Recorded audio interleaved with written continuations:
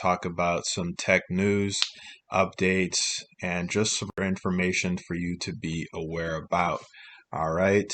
But before we move forward, I want you guys to go ahead, like, and subscribe to our YouTube channel. Definitely lets us know we're doing a good job, and it helps the YouTube algorithm. So it helps us update you on the most important tech info. All right. And without further ado, let's definitely get started today, guys.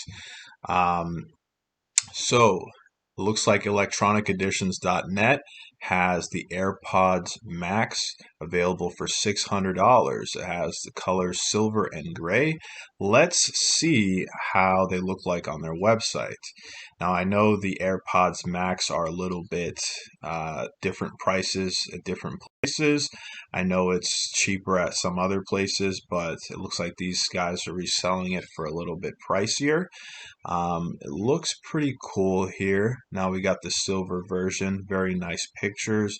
This is obviously the gray version, and we have it next to your phone. Obviously, iPhone sold separately. This is how the in cuffs look like. This is a very nice headphone here, guys, and you can see very nice here. It comes with a cable, charging cable. Has some information about this item as well too. Ooh, they also have the AirPod Pros, Apple AirPod 2s. All right, interesting. So they have different colors as well too. Wow. So this is a very nice headphones here. $600 for these.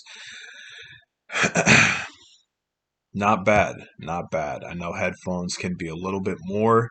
Headphones can be pricey, so depending on what you're looking for, this could work for you. All right, so next we have how to call someone from Amazon Echo, right? So Alexa isn't the only one you can walk to through your Echo device. You can place and receive voice calls with an Echo. The Alexa app also supports Alexa to Alexa calling on iPhone with iOS 9.0 or higher, and Android phone with Android 5.0 or higher. With an Echo Show, you can place and receive calls as well.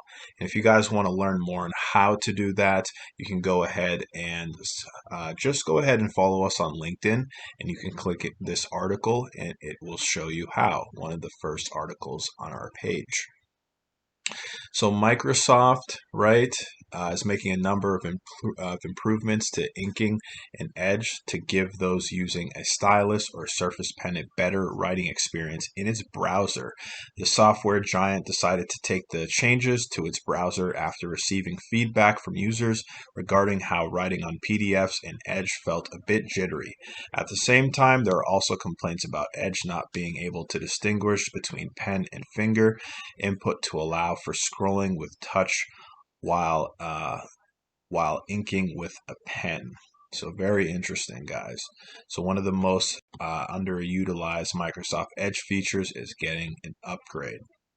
So that'll be very cool for you Microsoft Edge users. We can expect to see that upgrade very, very soon.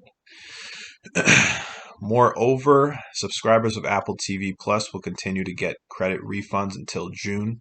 So it looks like Apple have notified subscribers to its Apple TV Plus streaming service that they'll continue to get refunds on their accounts until June, following a second extension of its free trial program earlier this month, 9to5Mac reported. Apple extended the free year-long trials of Apple TV Plus to customers until July 2021.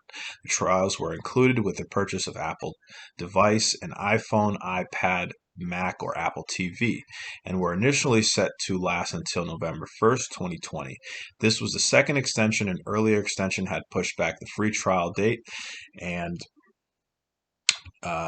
free trial end date to February, allowing users who started a free trial between November 2019 and June 2020 to get up to 5 months of additional access for free. Interesting, guys. So if you guys have subscribed to Apple Plus, TV Plus, make sure that you're getting the service you actually deserve, right?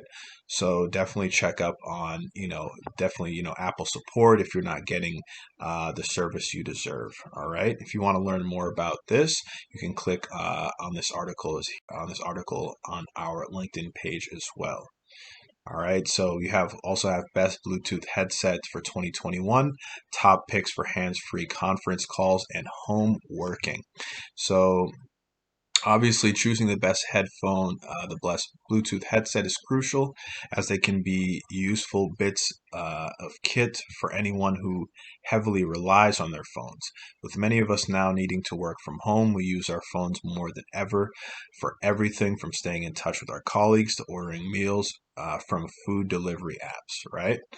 So let's see the best headsets, right? So it'll give us a list.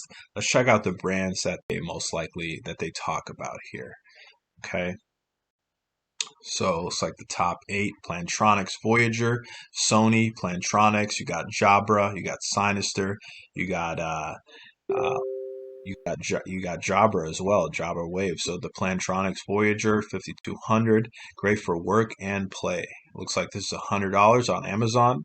So it's sweat proof. It's also has caller ID. $100, not too bad for a nice shabby headset. Not too shabby, right? So you got the Sony MBH22. Also nice looking, simple design, as we can see here. Nice volume buttons, nice button here, easily around the ear, easy to use, better Bluetooth, right? All right, and you can check the Amazon for the price there as well.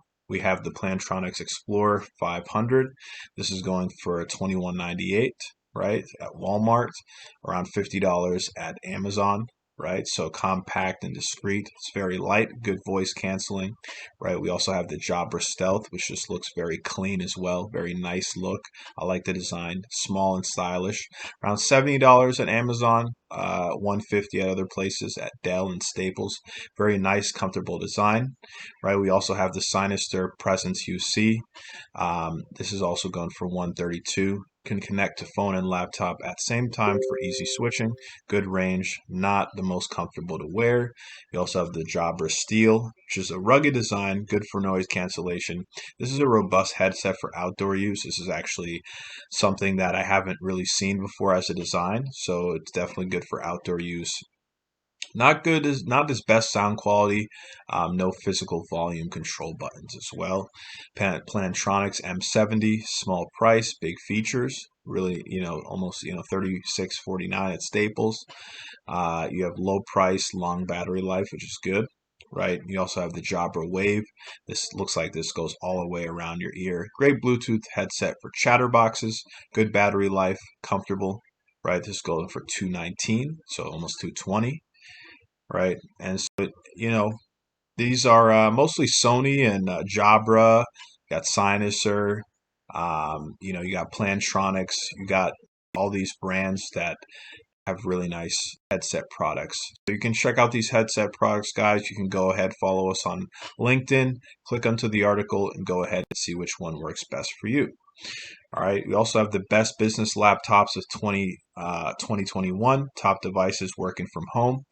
I think the last time we looked into it, mostly the laptops they're talking about, guys, are Dell, MacBooks, um, and I think Lenovo.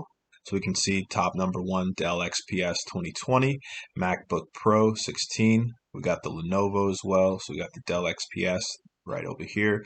Very clean look, very sleek, right? So i5 to i7. Very nice. We have amazing speakers, beautiful display, comfy keyboard. We also have the MacBook Pro 16-inch, right? So Intel iCore i7. This is going for almost $2,200, 21. So yeah, $2,200 on Amazon, $2,400 on Apple, right? So as we know, MacBooks are amazing. This is the i7, so very fast, powerful computer. 16 to 64 gigabyte, right? 512 gigabyte storage. 8 terabyte SSD, which is amazing amounts of space. We have the Lenovo ThinkPad X1 Carbon 6th generation, very fast i7. We have the 14 has a 14-inch display, storage of 1 terabyte SSD, going for $9.96 at Amazon. All right, and this is going also at other prices, so almost $1,800 at Walmart. So different between $1,000 and $2,000, different places. But I know that we sell some of these laptops at our store on electroniceditions.net, so you can definitely check it out as well. Check them out there.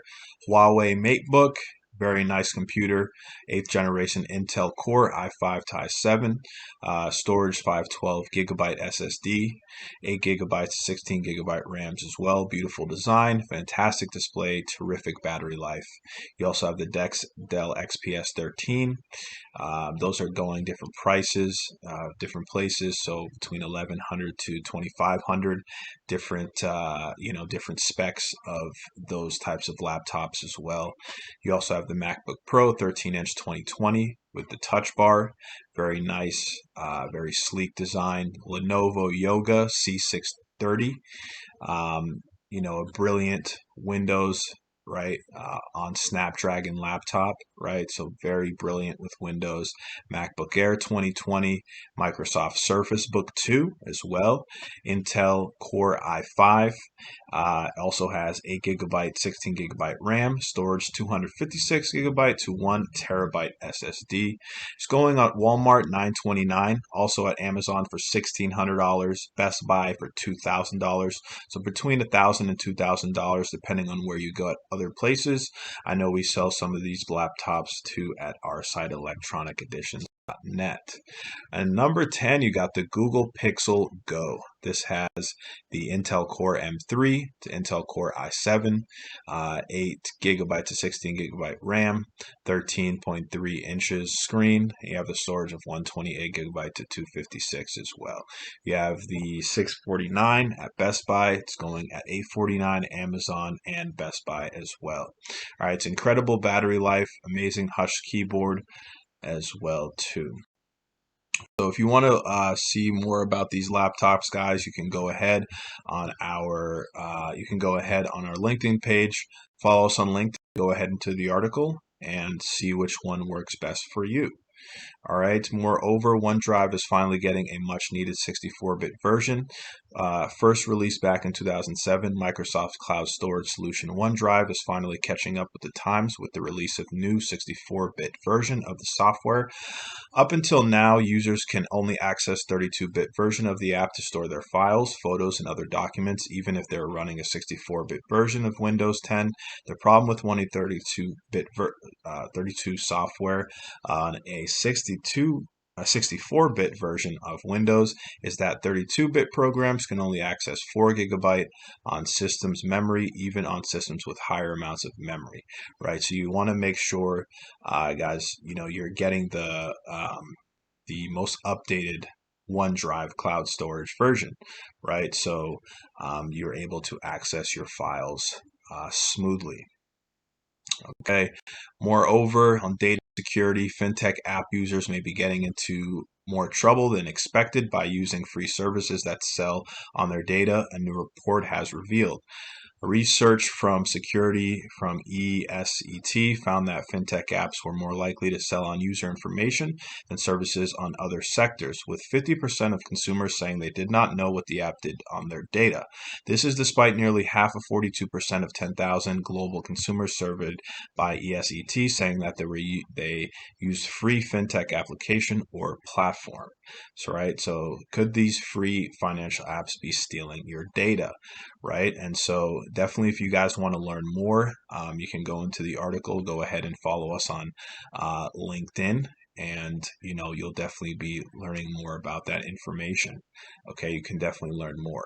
As a matter of fact, let's actually, since this is security and data, let's actually figure out what is going on. What does that mean? What is more, what's the security risk? So the report also found a worrying lack of oversight from consumers when using such apps, with only 31% of people say that they read the terms of conditions of a fintech application before downloading it. Only 29% reading the privacy policy. So definitely, guys, if you're going into these applications, read the terms and conditions and privacy policies of the applications you're downloading on your phone or anywhere that really takes your data. Okay. ESET notes that the symptomatic of the wider fintech app user base, as it found almost half, 48 all consumers, do not use a VPN, and 42% of consumers say they would log in on their financial apps using a public Wi-Fi network, which is scary. Even the users who claim to be adept of such services, so-called fintech app adopters, those who were used 4 or more fintech applications, showed a number of shocking security lapses, with a 7% not having any security software installed on their devices. Protecting consumers' sensitive and financial data has never been more important, noted Ignacio Simpatio, Chief Business Officer of ESET. Financial technology has a role to play in the journey to personal and societal economic recovery, and it's vital that fintech solutions and their users are adequately protected. Our findings about consumers and their attitudes to data security reveal that many people may be vulnerable to cyber risk, and it is our mission to ensure that the technology users' most valuable information is protected with cutting-edge security software. Right? So definitely, guys, be careful, be careful, be careful. If you have to use a VPN, use a VPN, right? And be careful about your data that you share with some of these companies. It's not only just fintech, it's other apps as well too, guys. So definitely be careful. This is why we come out with information like this to you, so we can provide you, all these up-to-date information, so you can be cognizant and cautious when you're out there in the digital realm, as we're living in today.